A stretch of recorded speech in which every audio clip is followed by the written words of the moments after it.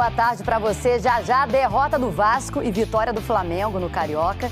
E domingo os dois se encontram, né? Vai ter clássico no Maracanã.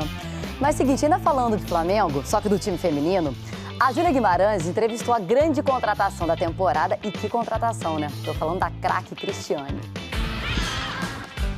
2024, o ano em que o Flamengo pretende virar uma potência também no futebol feminino. É um temporada muito ambicioso. Um dos símbolos disso se chama Cristiane, a maior entre as 9 contratações. É a maior artilheira da história das Olimpíadas, né? Nós estamos falando de uma jogadora que tem todo esse currículo, né, vencedor, né, por clubes, por seleção, dentro e fora do país. Cristiane vem de 2 temporadas com ótimos números pelo Santos. 45 gols em 56 jogos. Pelo menos no início da passagem pelo Flamengo, vai usar essa máscara de proteção. Há 2 semanas, ela fez uma cirurgia para corrigir o desvio de septo e melhorar a respiração. Cris, você não tem nem 3 semanas de Rio de Janeiro, chegou no verão. Já deu para acostumar um pouquinho com o calor? A gente acaba acostumando, né? Acho que jogando muitos anos em frio, calor, neve, chuva, acho que o atleta acaba se adaptando com todas as mudanças climáticas. Agora, e o carioquês? Quero saber se já aprendeu alguma coisa. Não, isso ainda não. Aí tem o papo reto, O que mais, gente? Tem tanta coisa. Aqui eu acabo esquecendo que eu ainda não entrei 100% no modo carioca. Eu brinco que é o chiado, o xix. X. Mas daqui a pouco eu vou pegar. Eu acho que o meu filho vai pegar muito mais, isso é com certeza. O papo reto você já aprendeu? Papo reto eu já aprendi. Papo reto, na gíria, quer dizer falar sem enrolação, de forma direta. Tem até uma abreviatura nas redes sociais, PPRT. E a Cristiane só foi descobrir do que se tratava quando soube de um post do Gabigol, que é fã dela e ficou empolgado com a possível ida da atacante pro Flamengo. E eu não entendi nada. O que é isso, gente? Eu sou muito velha. Cristiane aprendeu e respondeu. Papo reto, pô. Cheguei no Mengão. Esquece. Os dois chegaram a se encontrar no Ninho do Urubu e trocaram presentes. Achei muito fofo o cuidado e o carinho dele. Depois ter me mandado mensagem de novo, falado que ficou feliz com a camisa e que ele iria tentar acompanhar mais aqui os nossos jogos. Eu falei para ele que era importante ele acompanhar e os outros jogadores também. Assinar com o Flamengo também fez a Cristiane aprender com a esposa a tocar algumas notas no piano. Fiquei assim, amor, vê na internet aí como é que toca o comecinho do hino do Flamengo. Porque eu acho que seria legal. Ele falou, esse aqui é o comecinho, pelo menos o comecinho. Eu falei, legal, né? Aí eu toquei o comecinho. A chegada da atacante aumentou a expectativa da torcida. A gente tem um time com uma qualidade técnica muito alta, isso é indiscutível. Então, eu acho que no começo agora realmente é entrosamento. A seleção também está entre os objetivos.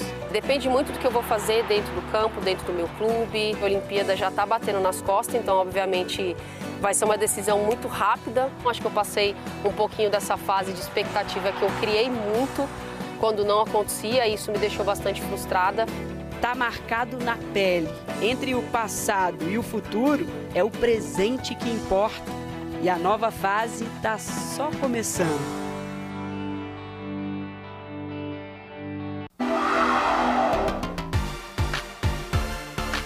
Esse primeiro dia de fevereiro já é, de certa forma, decisivo para o Fluminense. Daqui a algumas horas, as janelas de transferências das principais ligas de futebol da Europa vão se fechar. Isso significa que André e o colombiano John Arias devem ficar no Fluminense pelo menos até a metade do ano, já que o clube não recebeu novas propostas por eles. No meio do ano passado, a diretoria chegou a recusar a proposta de um clube europeu pelo André. Mas eu creio que pelo menos até o meio do ano a gente vai fazer essa venda, que é importante para ele, para seguir a carreira, e é importante para nós também do ponto de vista financeiro, que faz parte do nosso planejamento, essa venda do André. O primeiro dia de fevereiro também marca a estreia do time principal na temporada. Uma semana depois da reapresentação, o técnico Fernando Diniz deve escalar a equipe titular contra o Bangu hoje pelo Campeonato Carioca. O time principal do Fluminense não joga desde a final do Mundial em dezembro do ano passado. O planejamento da comissão técnica é que esses jogadores estejam prontos fisicamente, com ritmo de jogo para disputar as 2 partidas da Recopa Sul-Americana. O Fluminense enfrenta a LDU do Equador nos dias 22 e 29 desse mês. Daqui a 3 semanas, então, tem jogo decisivo, ou seja, muito trabalho pela frente. Olá pessoal, boa tarde. O Botafogo anunciou a chegada do Luiz Henrique, o atacante de 23 anos. É a maior contratação da história do futebol brasileiro em números absolutos, sem contar com a inflação de anos anteriores. A negociação pode chegar a 106 milhões de reais. Luiz Henrique foi formado pelo Fluminense, lá ganhou destaque pelo time profissional entre os anos de 2020 e 2022. Foram 120 partidas, 14 gols marcados e 14 assistências. Desempenho que rendeu a venda do jogador para o Betis da Espanha. Agora ele retorna ao Brasil como principal reforço da equipe do Botafogo para a temporada e deve chegar ao Rio de Janeiro até o fim da semana. O Botafogo também está negociando com o Flamengo a chegada do zagueiro Pablo, de 32 anos. A ideia é contratar o zagueiro por empréstimo até o fim do ano. É isso, um abraço, até a próxima. Semifinal da Copa Super 8, Flamengo e Paulistano no Maracanãzinho. A chuva que caía no Rio atrasou a partida em 20 minutos. Uma grande goteira na quadra onde está o Flamengo aquecendo. A chuva diminuiu, a goteira parou e bora pro jogo. O Gui Deodato tava demais. Foram 34 pontos, 24 só com bola de 3. Novo recorde do campeonato. Daí é caixa! Só que o paulistano virou faltando 10 segundos pro fim. Olha o Crescense!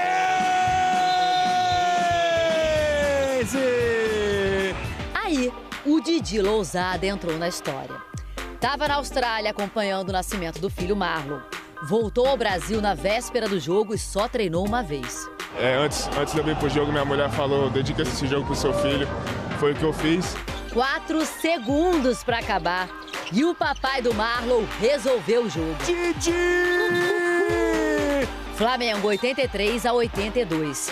A final da Copa Super 8 vai ser contra a Unifacisa, sábado, às 5 da tarde, ao vivo no Sport TV 3. Ano novo, casa nova. O STU desembarca em Florianópolis para a primeira competição de skate no verão espetacular. E para começar, nada melhor que uma pista inédita. Vai ter muita manobra em Floripa com os melhores do Brasil. STU Skate Park masculino é neste domingo, dentro do Esporte Espetacular. E daqui a pouco a gente vai falar da derrota do Vasco. Nova Iguaçu abusou das faltas, né? Mas, também jogou bola. E, segundo os próprios vascaínos, mereceu a vitória. E tem também a vitória do Flamengo, que interrompeu um jejum, né? Tinha tempo que esses dois aí não faziam gol no mesmo jogo.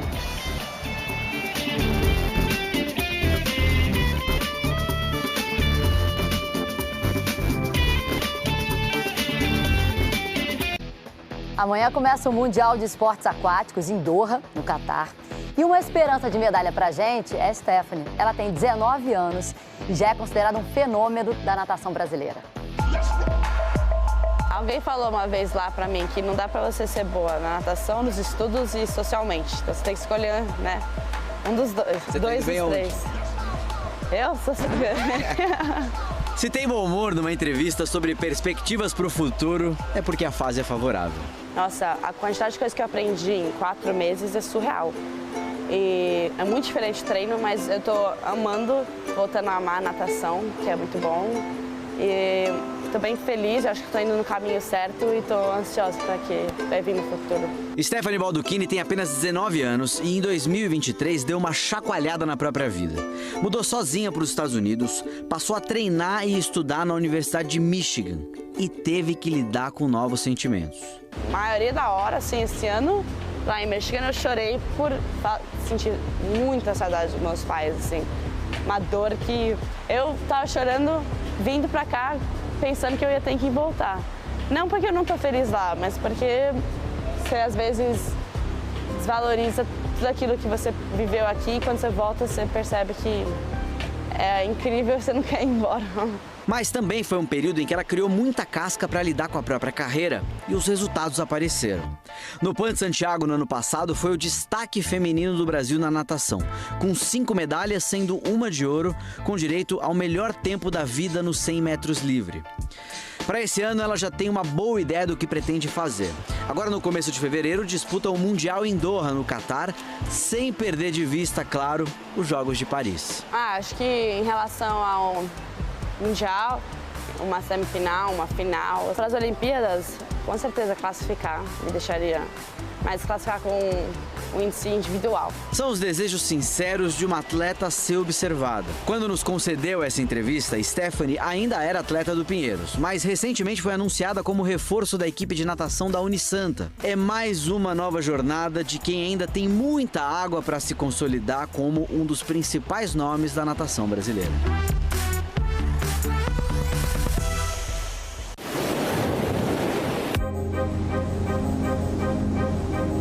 Toda a concentração e oração de Gabriel Medina antes de entrar na água em Pipeline, no Havaí.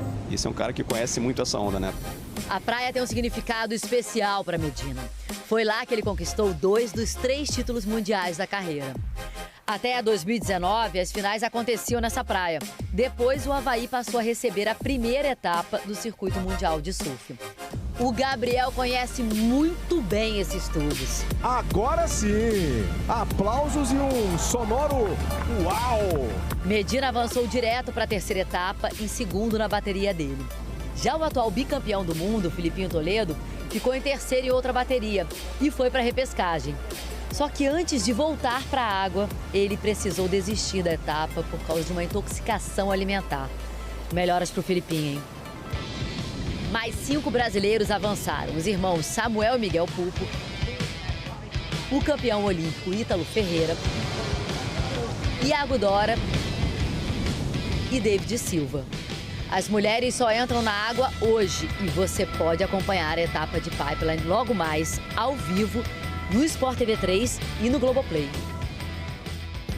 E olha essa notícia, o Vitor Roque marcou o primeiro gol dele jogando pelo Barcelona. E aos 18 anos, se tornou o brasileiro mais jovem a fazer um gol com a camisa do Barça no Campeonato Espanhol. Até então, essa marca era do Ronaldo Fenômeno.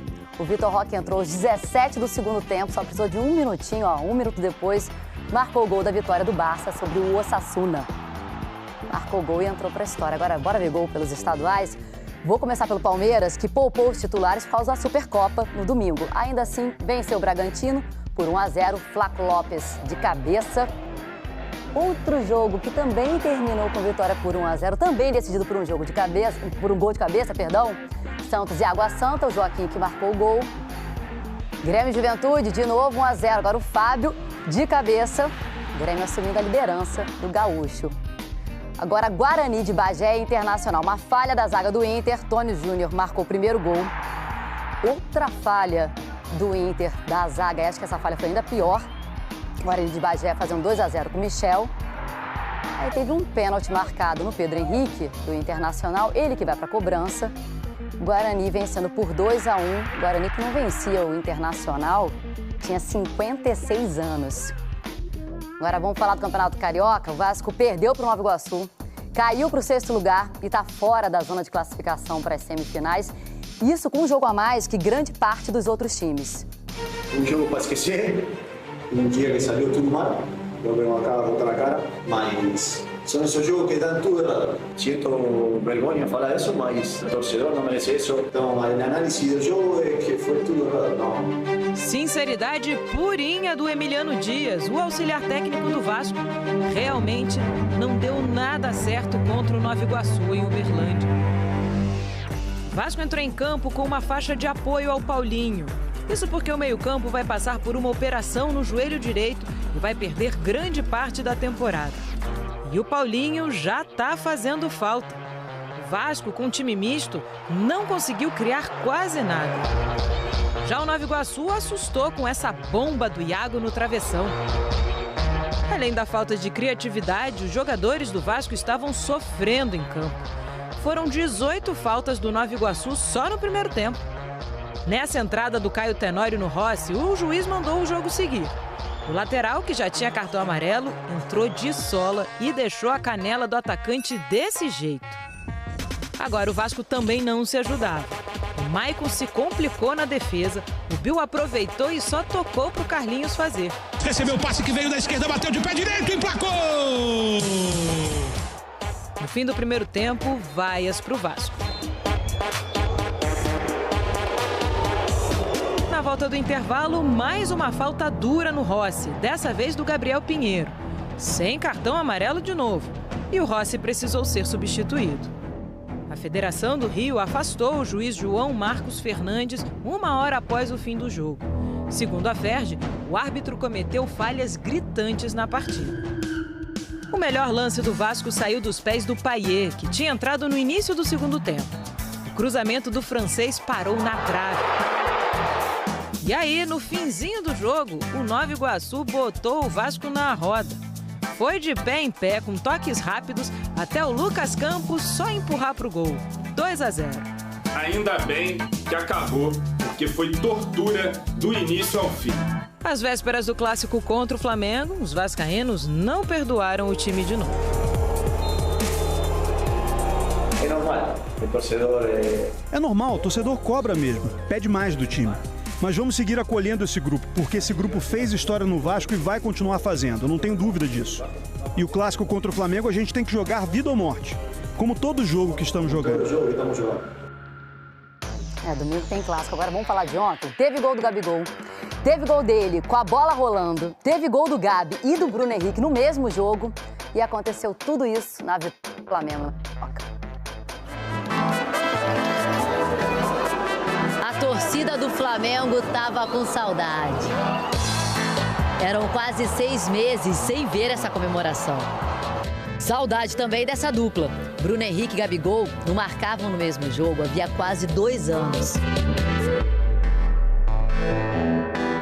E foram os torcedores em Belém que mataram essa saudade.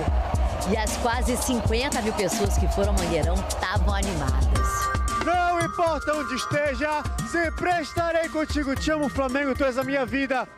Até falo pra minha esposa aqui que eu acho assim que o amor, eu acho que amo até mais o Flamengo do que ela. Ele sempre me diz isso, ele é bem claro, eu entendo. Antes do jogo contra o Sampaio Corrêa começar, já dava pra ver o carinho da galera. Olha as crianças no gramado com o Gabigol. O Flamengo retribuiu indo pra cima, dominou desde o início. A primeira chance veio aos 7 minutos. Ayrton Lucas cruzou, Davi Luiz cabeceou e o Leandro Matheus espalmou. Depois o Gerson sofreu falta na entrada da área. O uruguaio De La Cruz, estreando em jogos oficiais pelo Fla, cobrou e o Leandro Matheus defendeu. Mas o Bruno Henrique pegou o rebote e fez o primeiro. Feliz de estar de volta pelo gol também. A nação compareceu, nos ajudou. Aí o Flamengo começou a criar uma chance atrás da outra. De La Cruz bateu escanteio, o Léo Pereira desviou e o Pulgar acertou o travessão. Nesse lance, o Arrascaeta perdeu a primeira de várias chances que ele teria no jogo. Eu vim ver o Arrascaeta fazer gol. Ah, é? Quantos gols você vai fazer hoje? 5. 5? Não é muito, não? Não, muito pouco. O Gerson lançou a Arrascaeta, que perdeu outra. Nessa falta, o uruguaio rolou para o Gabigol, a bola desviou e o Leandro Matheus salvou. Depois o Wesley cruzou, o Gabigol fez o corta-luz e o Arrascaeta perdeu de novo. 5. 5? Não é muito, não? Não, muito pouco. Não era dia do Arrascaeta artilheiro, mas ele roubou a bola no campo de ataque e deixou o Gabigol na boa para finalmente fazer o segundo do Flamengo. Acabando ali com alguns jejuns ao mesmo tempo. O Gabigol não marcava havia 16 jogos. Com a bola rolando, a seca era ainda maior. 22 jogos desde 26 de julho contra o Grêmio. E o maior jejum era da dupla. Ele e Bruno Henrique não faziam gol no mesmo jogo desde 20 de fevereiro de 2022, na Supercopa do Brasil contra o Atlético Mineiro. Tem tempo, né? A equipe fez um grande primeiro tempo. No segundo tempo ela oscilou. Mas ela fez um grande primeiro tempo. Poderia ter feito mais. O Flamengo diminuiu o ritmo na segunda etapa, mas ainda poderia ter feito mais. Gabigol e o Arrascaeta tiveram mais chances. O Luiz Araújo entrou e tentou marcar. E o Sampaio Corrêa? Quase nada. Um lance ou outro, sem muito brilho. E ficou assim, Flamengo 2-0. Quando a gente toma gol, a gente fala que está desequilibrado. Quando não se dá nenhuma chance ao adversário, como nós fizemos, ela tem que ter o reconhecimento. E nós temos que ter essa consciência de recomposição rápida para não dar chance ao adversário. Seja ele o Sampaio, seja ele o Orlando, ou os próximos jogos que possam vir. Primeiro de muitos, hein, Galo? Se Deus quiser, tamo junto. Boa vitória. A gente agradece mais uma vez o carinho do torcedor aqui em Belém. E continue assim. Tamo junto. Valeu. E domingo tem clássico, né? A rivalidade existe, mas acima de tudo que haja paz. Domingo tem Vasco e Flamengo. Primeiro clássico do ano no Maracanã. Você assiste ao vivo no Sport TV às 7 da noite. Agora hoje a seleção, já classificada para o quadrangular final do pré-olímpico masculino de futebol, faz o último jogo da primeira fase. Tem Brasil e Venezuela às 8 da noite ao vivo no Sport TV. E amanhã tem mais Globo Esporte. Beijo, te vejo amanhã.